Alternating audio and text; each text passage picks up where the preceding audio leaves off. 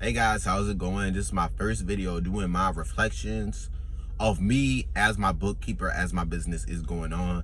I think now is the perfect time. I did a little tiny jobs here and there, but I don't have my first recurring client yet. And I have a bunch of people who are interested that may potentially sign up or not sign up. And I just want to start at this point. So whatever feedback I'm giving you now, I'm giving you inside the situation. So let's say I become successful 2 years later. I won't forget everything that I did. I have something that'll track the process step by step. And I also have a little notepad over here so everything I say can be organized. The first reflection I have is really having the mindset. I think this best incorporates in $100 Million Weekends by Noah. I'm not going to say his last name, but I'm going to put his name inside the description in case any of you guys are interested inside the book. And early in the chapters, he's saying you have to have an audacity mindset. And like, what is it? What's audacity? What's audacity?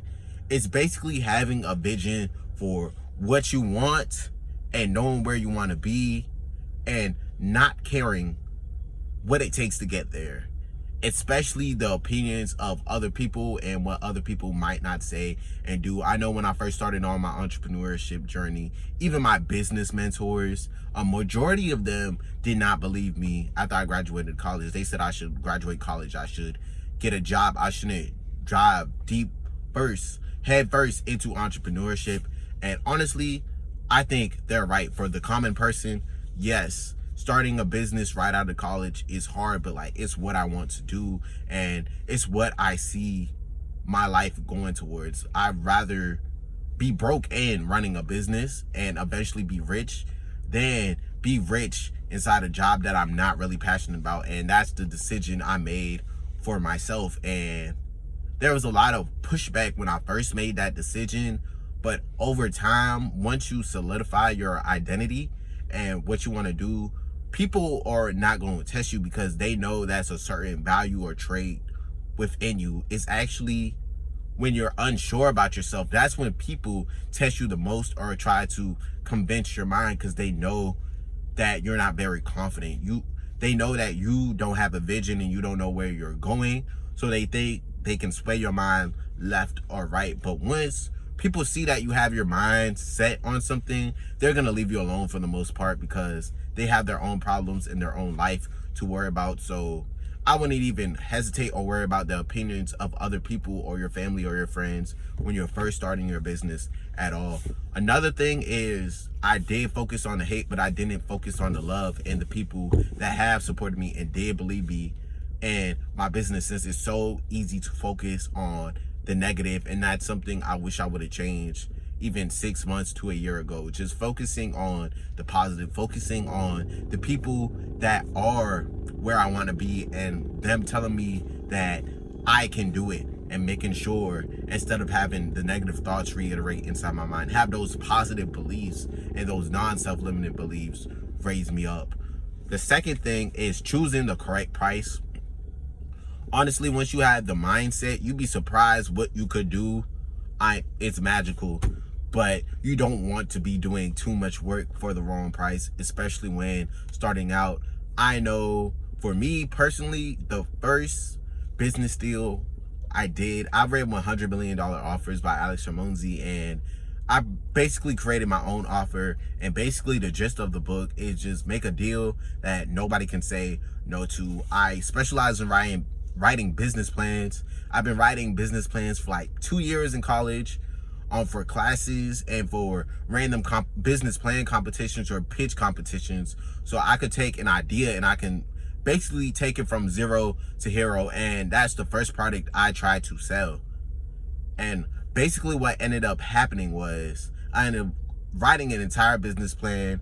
I had a client who was interested and I didn't know what price to charge, so I just said something $500. To me, $500 was a lot for a college student since I wasn't making any money at all. And I spent 20 hours a week for about 3 months, which is about, what's 80 times 3, 240 hours doing that. And one time I was talking to my professor, and keep in mind, I'm really good at writing business plans. So I'm turning his idea from zero to hero. I'm including the financials, the target market. I'm going on the government census and using government research to find demographics on his target market. For those who don't know what demographics is basically what people look like, what they're interested in, and how much money they spend. So if somebody were to open a gym or something, they can choose the correct location.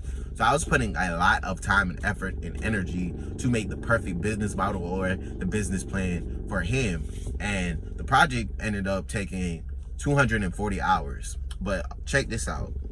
What the professor told me is you have to choose the correct price for your time. And if the price isn't worth your time, then there is absolutely no point in doing it. And I'm about to go on the calculator now.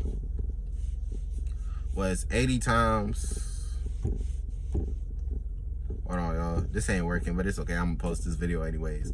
80 times 3 is actually 240. It's 240 hours. And if I divide 500 by 240, I'm basically making $2 an hour.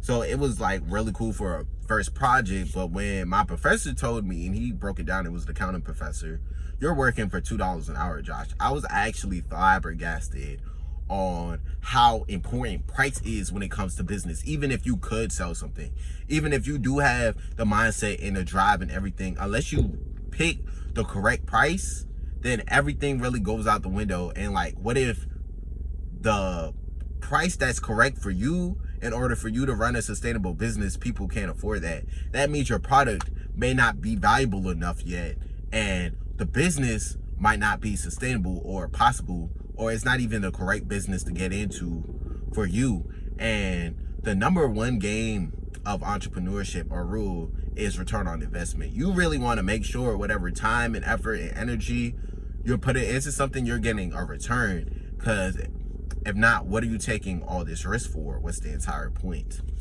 The second thing I want to point out, the money and time complex, that's more of a logical thing. Well, what about the emotional price tag? Like, sometimes your price might be upwards, especially if you're a service-based business. Sometimes $120, it could go up to $2,000 to $3,000. And I'm thinking like, man, I don't even feel comfortable enough charging the correct price or charging what it's worth, because I have all these self-limiting beliefs around money. And it actually, I still haven't broken this yet. Like, I still feel kind of scared to charge the correct price or charge what I'm worth on something. But I do have a couple tips that another business owner gave me. He was very successful. This is probably going to be a rant, but I think he was selling bags for like $850. So I can even sell my services for $850. So if somebody could sell a bag, literally, let me a bag, like a book bag. It was like, here you go, sir, $850. And someone's like, man, I'll gladly buy that bag. Honestly, I have something to learn from that man. And one thing he did is, you have to be inside or build your circle around other successful people or other successful entrepreneurs. Because once you see other entrepreneurs and how they sell, it kind of socially normalizes it for you. So you shouldn't really try. It helps to try to like solve it yourself, but the fastest way to psychologically solve something is go into a group of people or go into a tribe where charging higher prices is a normal behavior. Not even high, just charging what it's worth is a normal behavior, because being an entrepreneur is hard. And you're probably the only entrepreneur that you know, especially if you're young, if you're black, if you're Hispanic, if you're ambitious. You probably see a vision that other people don't see. So you have to constantly go outside the norm and outside the mode to even start your business anyways. But there is a norm of entrepreneurship, which is why you should try your best to join another tribe of entrepreneurs who are also doing the same thing that you do, or doing something as successful as you. Not even a mentor, a tribe, because if you see somebody you look up to charging that price, you're gonna be like, okay, he can do that, but I can't do it. But if you see somebody who looks just like you and inside the same situation as you, charging the same price, your brain is actually computed. It's going to compute it as the norm. And that's really the life hack or the cheat code for me for emotionally charging the right prices. I know other things that work is I make sure to tell myself emotionally, like, hey, unless I charge this correct price, I'm not even going to be able to run a sustainable business. So I can't even help the people solve the problems that I really want to. Another thing I use is just trying to set the bar kind of low. Like, all right, I know this is the correct price, but right now I feel, let's say the correct price is $1,500, but I feel comfortable charging $750. I feel like it's not a loss. I'm like, okay, this normal price is $1,500. Somebody else will charge you this, but I'll charge you $750, and I want a client or a testimonial because I'm gonna do good work at the end of the day. I'm gonna make sure you're the happiest customer alive if I ever decide to work with you. And slowly but surely, when you're comfortable, you can try to increase it from $750 to $850 to $950, because there is always time. As long as you're structuring your business correctly, you can afford to comfortably raise prices inside your business. And once you start to see the reactions of the customers, sometimes when you charge too low, you're gonna get a negative reaction anyways. But if you see that, like, let's say 2 out of 5 of the customers actually accepted the price point that you thought it was high, because prices are arbitrary. People spend money on what they value regardless. So you should find people who value your product. You're eventually going to become more comfortable.